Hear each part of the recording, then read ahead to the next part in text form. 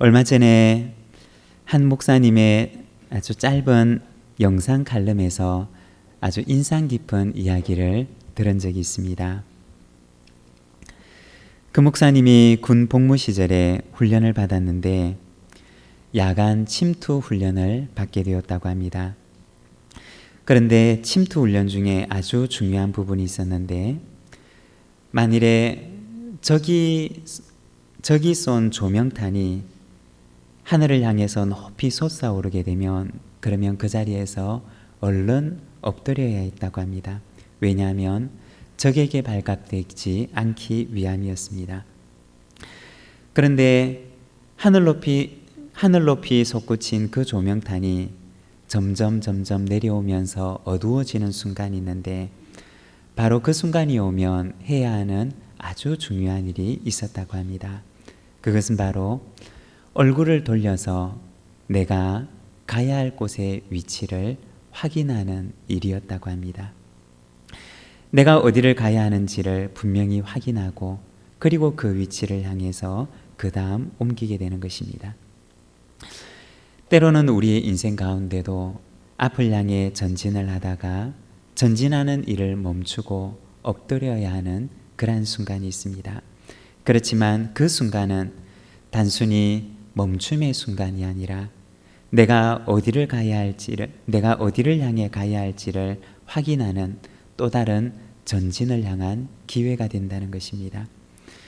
이 목사님은 군에서 경험했던 그 경험이 당신의 인생 가운데 아주 큰 깨달음을 주었던 시간이었다라고 이야기를 하였습니다.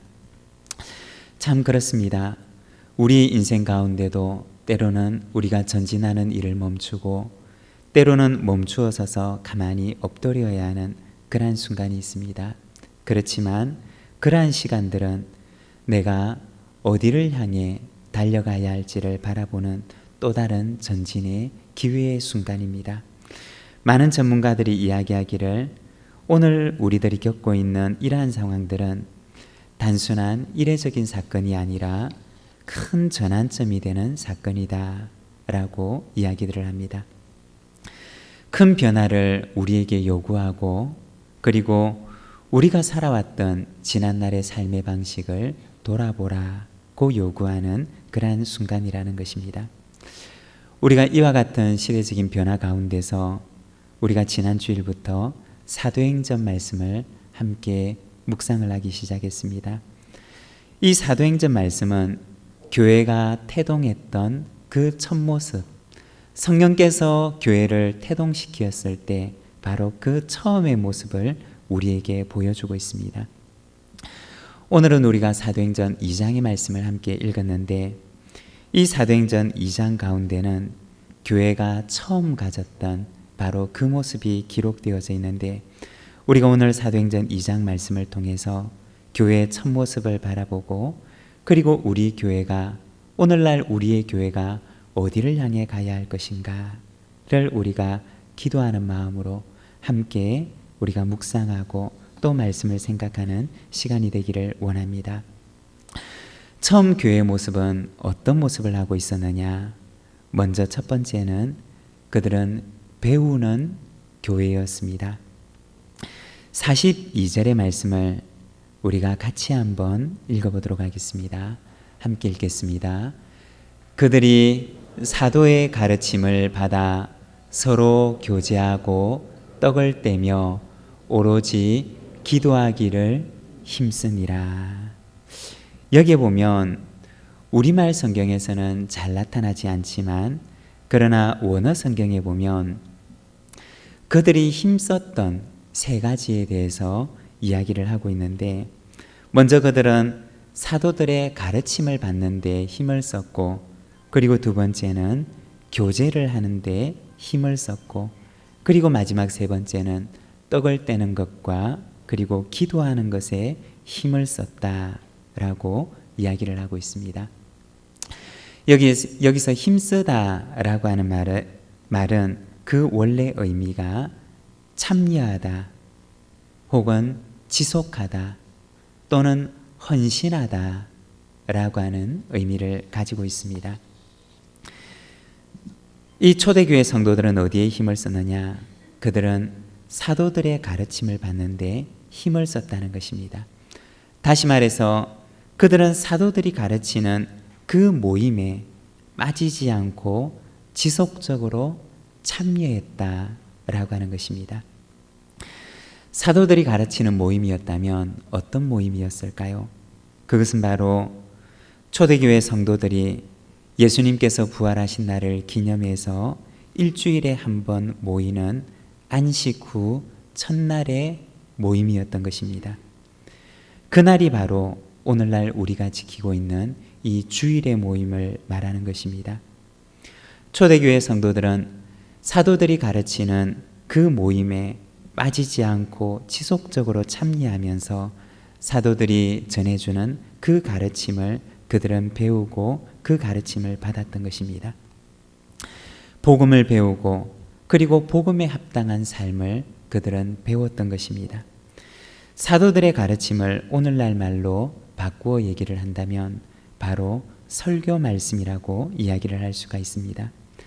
그들은 매주일의 예배에 참여해서 설교 말씀을 통해서 배우고 그리고 복음에 합당한 삶을 어떻게 살아가야 하는지 그들은 마음속에 가르침을 받고 그리고 또 그에 합당한 삶을 살아가고자 그들은 애를 썼던 것입니다. 가르침이라고 하는 말은 원어 성경에서는 디다케라고 하는 헬라어를 사용하고 있는데 이 가르침의 대상이 되었던 사람들은 예루살렘 교회의 주일의 모임에 참여하는 성도들이었습니다. 그들은 주일의 모임에 참여하여서 복음을 배우고 그리고 복음에 합당한 삶을 어떻게 살아가야 하는가에 대해서 배웠던 것입니다. 사도들이 매주일의 예배를 통해서 가르쳤던 이 디다케, 이 가르침은 다분히 양육의 성격을 가지고 있는 것이었습니다. 예수를 믿고 회심을 하면 그것으로 끝나는 것이 아니라 예수를 믿는 그 순간부터 그들은 사도들의 가르침을 통해 양육을 받아서 예수 그리스도의 장성한 분량에 이르기까지 그들은 성장해 나가는 공동체가 되었다는 것입니다. 베드로후서 3장 18절의 말씀을 보면 이렇게 말씀합니다. 오직 우리 주 곧 구주 예수 그리스도의 은혜와 그를 아는 지식에서 자라가라. 여기 보면 베드로 사도는 이 편지를 받는 사람들에게 권면하기를 예수 그리스도의 은혜와 그를 아는 지식에서 자라가라고 말씀을 합니다. 그리스도인의 성장에 대한 권면인데 이것은 그들의 선택이 아니라 바로 명령이었다는 것입니다. 베드로후서 3장 18절에서는 자라가라 라고 그들에게 명령하고 있는 것입니다. 어디까지 자라가야 하느냐? 바로 예수 그리스도의 장성한 분량에 이르도록 그들은 자라가야 하는 것입니다. 우리는 바로 평생 하나님 앞에 자라가야 하는 성장의 명령을 받은 사람이라고 하는 것입니다. 나이가 어려도 나이가 많아도 우리는 그리스도 안에서 평생 자라가야 하는 사람이라는 것입니다. 먼저 첫 번째 교회가 가졌던 그 처음의 모습은 바로 배우는 교회였다는 것입니다. 그리고 두 번째는 어떤 모습이냐? 두 번째는 바로 교제하는 교회의 모습이었습니다. 42절의 말씀을 보게 되면 서로 교제하고 라고 말씀을 하십니다.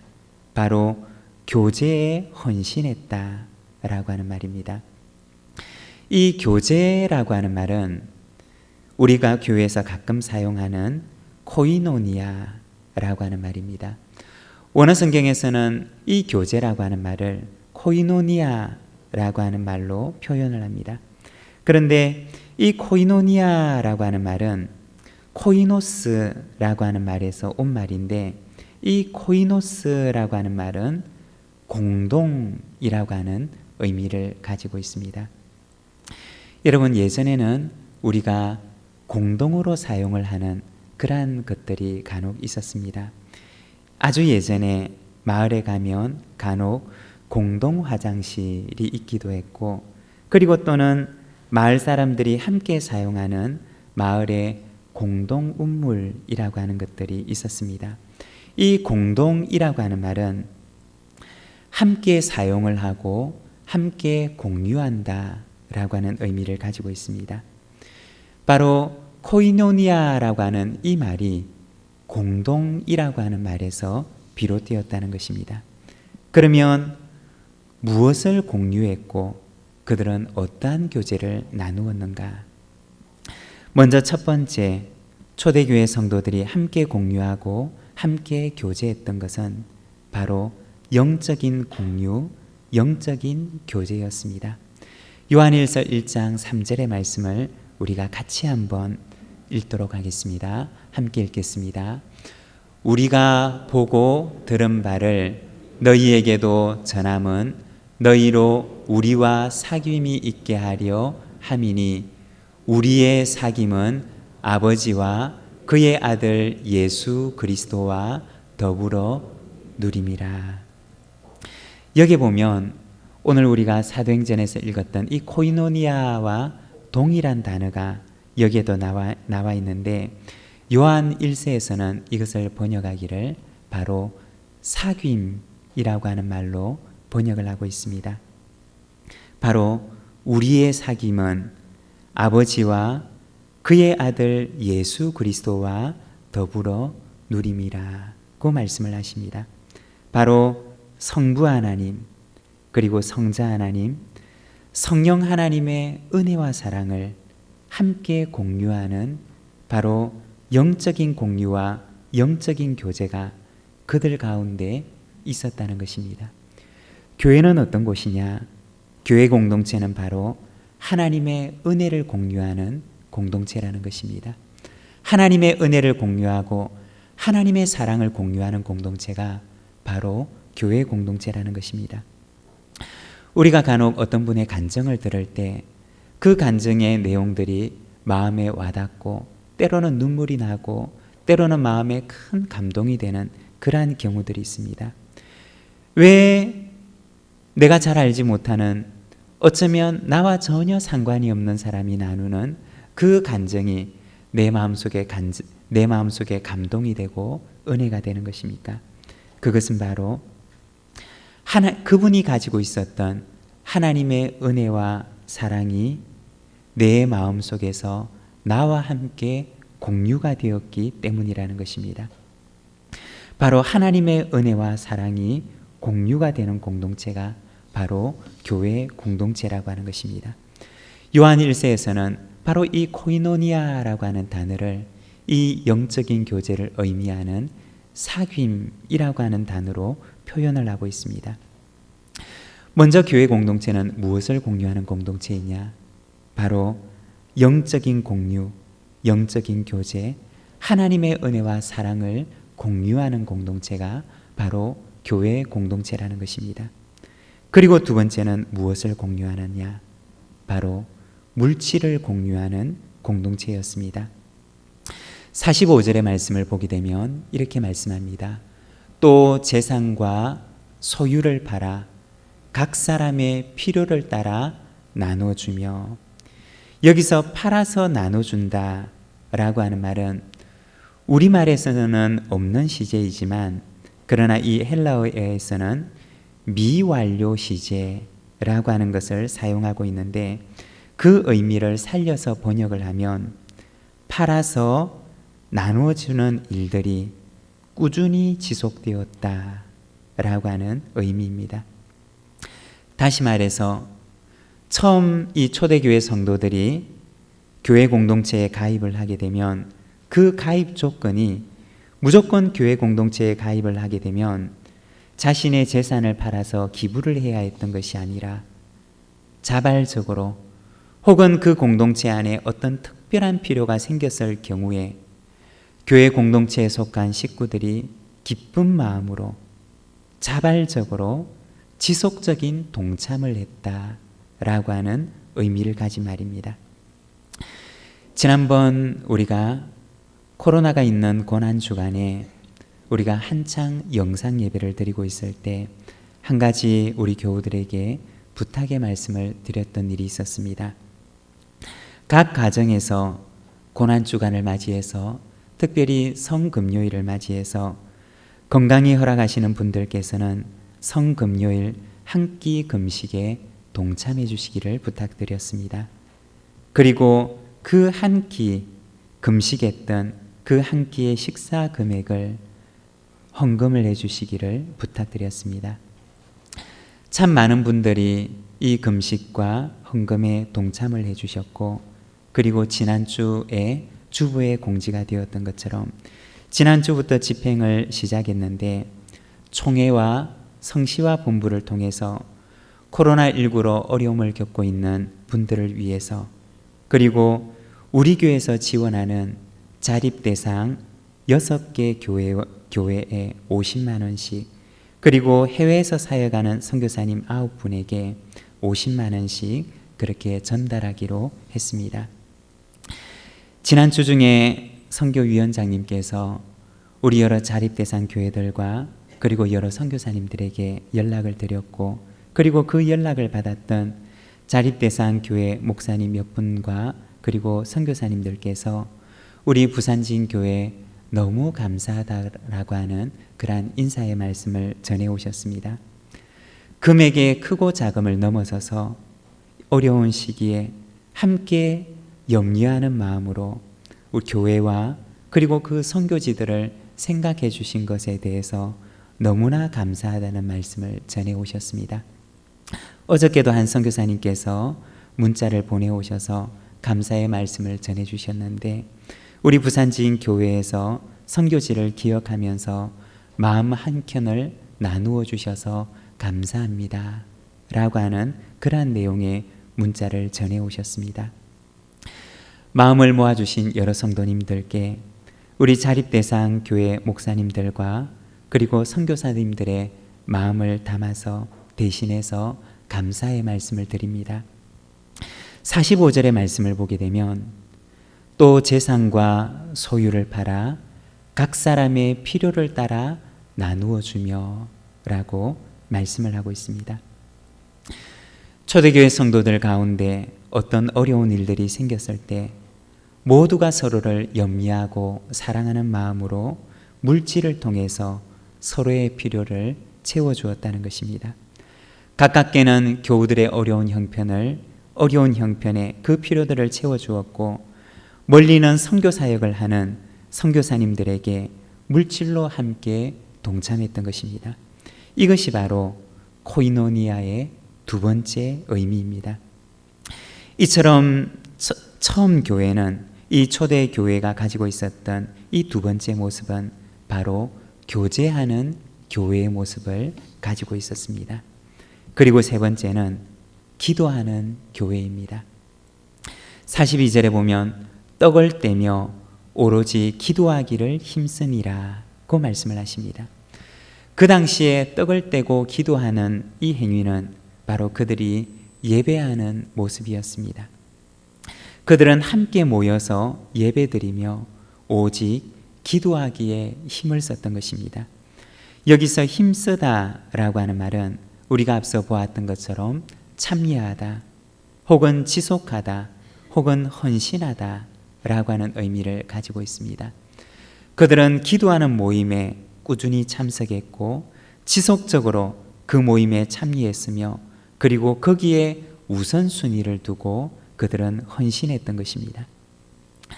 제가 어렸을 때 어머니께 늘 듣던 말 중에 하나가 기도보다 앞서지 마라 라고 하는 이야기를 들었던 기억이 있습니다.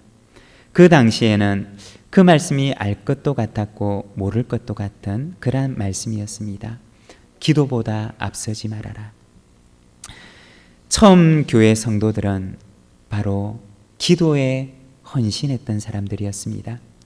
그들은 사람을 만나서 말하기 전에 먼저 하나님께 말을 했고, 세상에 나아가서 일하기 전에 그들은 먼저 하나님께 나아가서 물었습니다.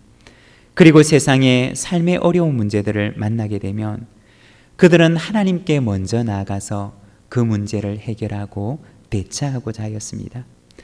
그들은 오로지 기도에 헌신하는 공동체였던 것입니다. 지속적으로 그리고 꾸준히 그들은 기도에 우선순위를 두면서 헌신했던 것입니다. 사랑하는 여러분, 우리의 모습은 어떠합니까? 우리는 지금 기도에 헌신하는 모습을 가지고 있습니까? 기도가 우리의 삶의 우선순위에 있습니까? 삶의 어려운 문제들을 만나게 될 때 우리는 그 문제를 먼저 하나님께 가지고 나아가서 하나님과 함께 그 문제를 나누고 있습니까? 처음 교회는 바로 기도하는 교회였던 것입니다. 오늘날 우리의 교회는 어디를 향해 나아가고 있습니까? 배움과 교제와 기도에 헌신하는 교회에 어떤 일들이 일어나게 되었는가? 47절의 말씀을 보면 이렇게 말씀하십니다. 하나님을 찬미하며 또 온 백성에게 칭송을 받으니 주께서 구원받는 사람을 날마다 더하게 하시니라. 주님께서 구원받는 사람들을 날마다 더하게 하셨다라고 말씀하십니다. 47절에 나와 있는 이 말씀은 이와 같은 교회에 나타났던 결과라기보다는 처음 교회의 네 번째 모습을 우리에게 말씀해 주는 것입니다. 처음 교회의 네 번째 모습은 무엇이었느냐?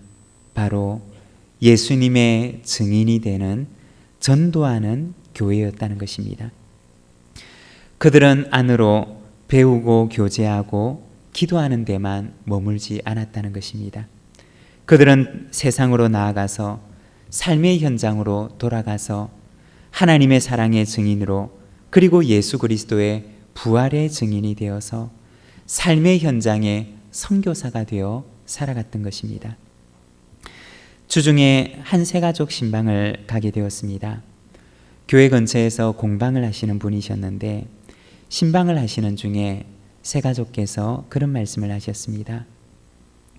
혹시 교회에서 모임 공간이 필요하다면 주일에는 우리 공방이 비니까 이 장소를 혹시 교회 모임의 장소로 사용하셔도 좋을 것 같습니다. 라고 얘기를 하셨습니다. 그리고 말씀하시기를 저는 이 장소가 하나님께 쓰임받는 공간이 된다면 너무나 기쁠 것 같습니다. 라는 말씀을 하셨습니다. 제가 신방을 하는 중에 그분의 말씀을 듣고 참 마음에 감동이 되었습니다.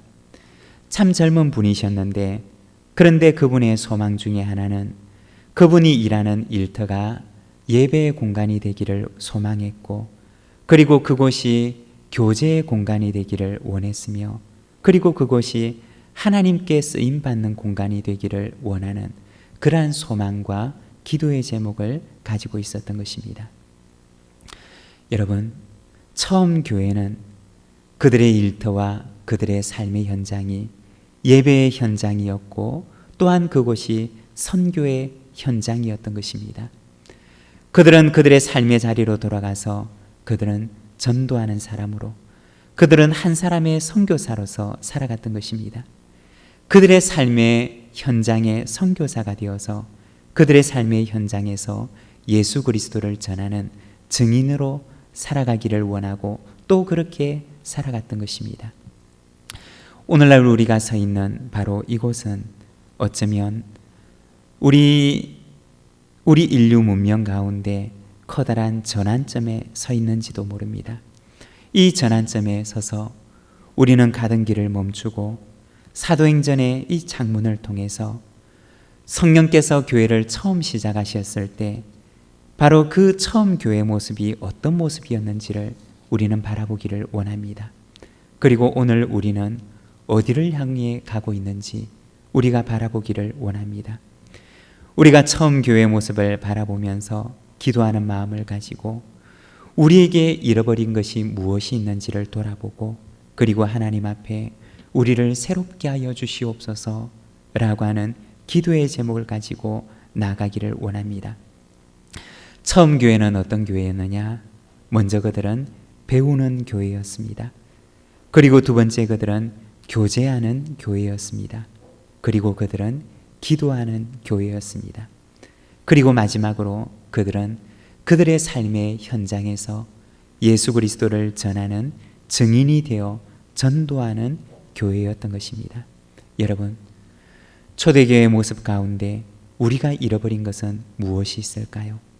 우리가 처음 교회의 모습을 바라보면서 우리 자신의 모습을 바라보고 우리가 잃어버린 것이 있다면 그것을 회복하고 다시 한번 주님과 함께 먼 주님의 증인의 길을 떠나는 저와 여러분의 삶이 되기를 간절히 소망합니다. 오늘 우리에게 주신 말씀을 생각하면서 우리가 함께 기도하기를 원합니다. 처음 교회의 모습을 바라보면서 하나님, 우리가 잃어버린 모습은 무엇이 있을까요? 우리 자신의 모습을 돌아보고 하나님, 우리를 회복케 하여 주시옵소서 라고 하는 기도의 제목을 가지고 우리가 함께 잠시 기도하기를 원합니다.